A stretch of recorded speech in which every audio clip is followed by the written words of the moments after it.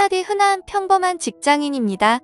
정말 이런 일이 있다는 게 믿기지 않을 만큼 저는 열심히 일해서 가정에 늘 충실했으며 아내와 함께 게임도 같이 즐기며 그 누구도 부럽지 않을 만큼 평범하지만 행복한 삶을 살고 있었습니다. 문제의 그날은 몸이 너무 좋지 않아서 저는 회사에서 오후 반차를 내고 평소보다 일찍 집으로 오게 되었습니다. 그런데 눈에 익었던 남자 신발이 현관에 놓여져 있는 겁니다. 눈에 익었던 신발은 저와 와이프가 함께하는 게임에서 알게 된 남자 동생의 신발이었습니다. 큰 충격과 함께 설마 하는 마음으로 거실을 봤더니 아무도 없더군요. 아직은 상황을 알 수 없었지만 아내가 외도를 하는 건가라는 생각에 심장이 두근대서 터져버릴 것 같았습니다. 근래 들어 화장실에 들어가서 2시간씩 배가 아프다고 안 나오는 일이 허다했었고 하지 않던 산책을 갑자기 나가곤 해서 평소와 행동이 달라 뭔가 미심쩍긴 했었습니다. 흥분된 마음을 다잡으며 거실을 지나 안방 쪽으로 가는데 하하호호 웃는 소리가 적나라하게 들리는 겁니다.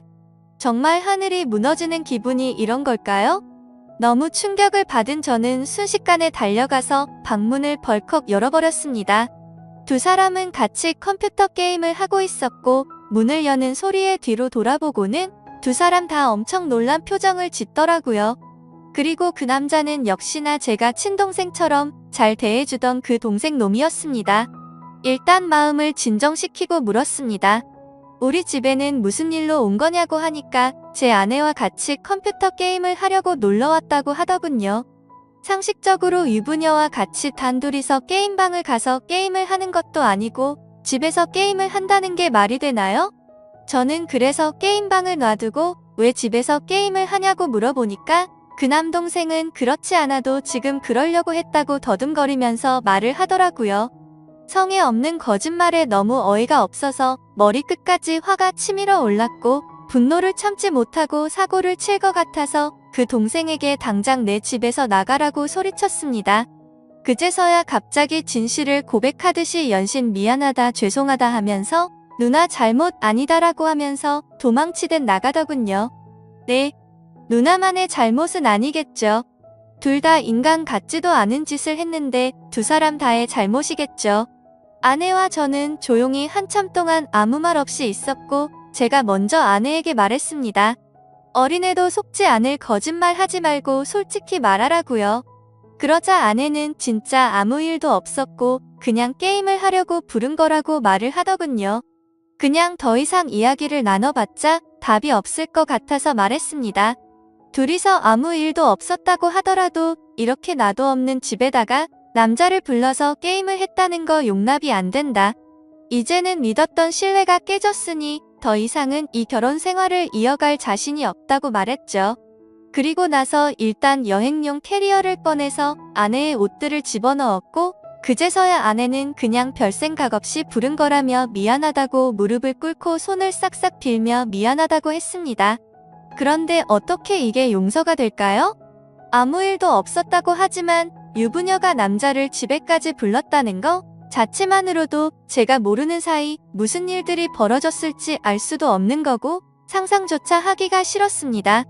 심지어 연애 때부터 절대 이럴 여자가 아니라고 믿고 살아왔기에 충격은 훨씬 더 컸었고 정말 지옥이 있다면 딱 이 심정이겠구나 싶더라고요.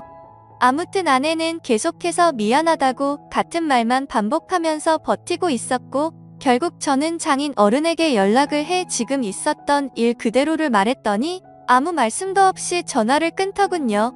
저는 그 길로 주차장으로 내려가 차에 타자마자 정말 난생 처음으로 정신을 놓고 펑펑 울어버렸습니다.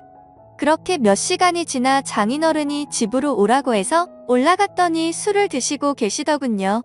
근데 식탁 앞에 앉자마자 장인어른은 갑자기 삿대질을 하면서 가정도 지키지 못하는 게 네가 그러고도 가장이냐 한심하다 한심해 이러는 겁니다. 정말 충격에 충격을 받았더니 눈알이 뒤집어지더군요. 너무 화가 나서 앞에 있던 유리 물컵을 아래로 내리쳤고 유리 파편에 긁혀서 제 손에서는 피가 흘렀지만 너무 화가 나서 아픔도 느낄 수가 없더군요. 그 모습을 본 장인은 집으로 가시면서까지 고래고래 소리치고 현관문을 발로 차더군요. 정말 어떻게 인간이 이럴 수가 있을까요? 모두가 다 나가고 저 혼자서만 그 집에서 남아서 술을 마셨습니다. 정말 몸이 좋지 않아서 조퇴를 해서 몸 상태가 말도 아니었는데 몸도 마음도 엉망진창인 상태로 웃었다 울었다를 반복하다가 잠이 들었네요. 다음날 저는 아내와 얼굴을 보고서 마무리를 지어야 할 것 같아서 무작정 차를 몰고 아내의 친정댁으로 갔습니다. 근데 아내는 대뜸 한다는 말이 어떻게 매번 오빠만 생각해? 그냥 집에서 게임 좀 한 것 같고 왜 그러냐며 나 좀 내버려둬라고 하더군요. 정말 낯짝이 두꺼워도 본인이 그따위 짓을 해놓고 어떻게 저런 말을 할 수 있을까요? 정말 마음 다잡고 갔음에도 눈알이 또 뒤집히더군요. 정말 제 아내는 저를 호구로 생각했던 거구나 깨달았습니다. 그래서 저는 물불 가릴 거 없이 다음날 곧장 이혼하려고 법원으로 간다고 두 사람에게 통보를 했고 그러니 그 동생이었던 놈이 카톡으로 미안하다 어쩐다 하면서 답장이 오더라고요. 그래서 두 사람 언제부터 만난 거냐고 하니까 얼마 안 됐다면서 미안하다고만 하더군요. 그래서 그냥 미안할 필요 없고 앞으로 네가 책임지고 살라고 하니까 누나를 지금 제가 어떻게 책임지냐? 자신은 사라지는 게 맞다며 호기심에 만난 거다 이런 헛소리를 하더군요. 의심이 확신으로 바뀌는 순간이었습니다. 두 사람은 제 예상대로 만나왔던 게 맞았고 증거도 확보가 되었죠. 그래서 그걸 아내에게 보내줬더니 그제서야 문자로 제 얼굴 볼 자신 없다며 상처 줘서 미안하다고 하네요. 저는 혼자서 그 지옥 같은 아파트에 있는데 말이죠. 아무튼 아내에게 이혼 서류 접수할 거니까 그렇게 알라고 했더니 호감을 갖고 만났던 건 맞지만 끝까지 아무 일도 없었다고 우기더라고요. 네, 어차피 상관없습니다. 휴대폰 녹음으로 전부 녹음도 해둔 상태이고요. 웬만한 증거는 다 수집해뒀습니다. 카톡 문자 내용, 입차 내역 등등 말이죠. 근데 증거 수집을 하다 보니 아내가 이 상간남 차를 아파트에 차량 등록도 해놨고 집 카드키도 준 것 같더군요. 세부 입차 내역을 보니 3달간 60번은 넘게 오고 갔더군요. 정말 알면 알수록 더 미쳐버리겠더군요. 심지어 그 남자는 백수에다가 동거녀가 있는데도 이걸 숨기고 이따위 짓을 했더라고요. 당연히 그 동거녀에게도 이 모든 사실을 다 밝힐 겁니다.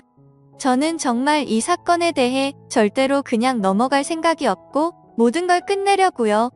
배신감, 자괴감에 치를 떨었고 그래도 사랑하는 아내라 용서를 해줄까도 했지만 적반하장으로 나오는 아내와 처가의 행동에 정말 바닥의 끝을 보고 나서 오히려 제정신이 들었습니다. 천국에서 지옥으로 바뀐 그 집에서 혼자 버티며 저는 더욱 더 확고해지고 있네요. 심지어 아내는 제가 직접 모은 증거들을 끝까지 부인하네요. 전 단지 진정성 있는 사과와 반성을 원했는데 말입니다. 정말 뻔뻔하게 마음대로 하라고 하면서 한 번의 실수도 못 넘어가냐며 오히려 저를 치사하다고 생각하더군요. 정말 이 충격적인 일에 너무 힘들어서 정신과 상담을 받았습니다.